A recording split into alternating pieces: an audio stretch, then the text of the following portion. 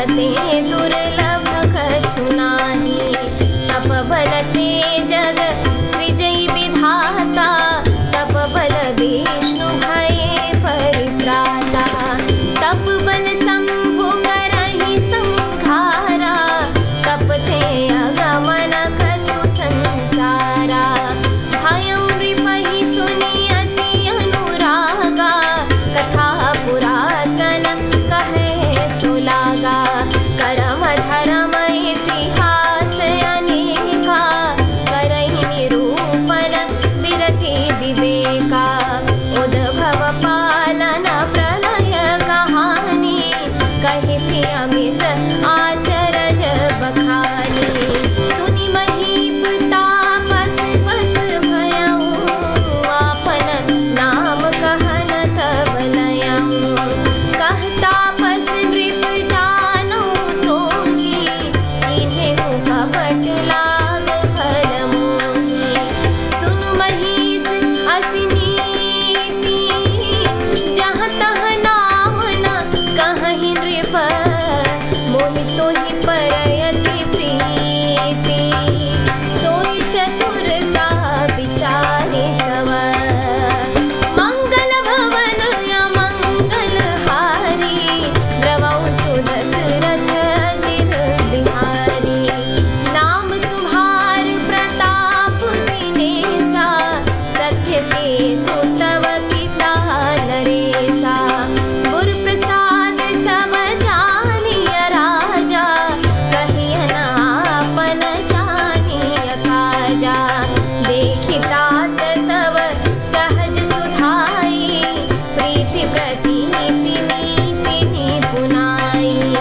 उपजि परि ममता मन मोरे, कहऊँ कथा निज पूछे तोरे।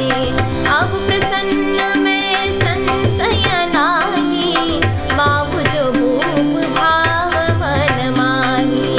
सुनि सुवचन भूपति हर्षाना, गहि पद विनय कीन्हि विधि नाना।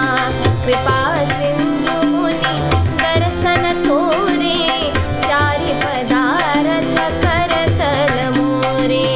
प्रभु हि तथापि प्रसन्न बिलोकी, मागी अगम बरहु वसुकी। मंगल भवन अमंगल हारी, द्रवौ सुदशरथ जिर बिहारी। जरा मरण दुख रहित तनु, समर जितै जनि को। एक छत्र रिपुहीन मही, राज कलप सत हो। मंगल भवन अमंगल हारी, द्रवौ सुदशरथ जिर बिहारी।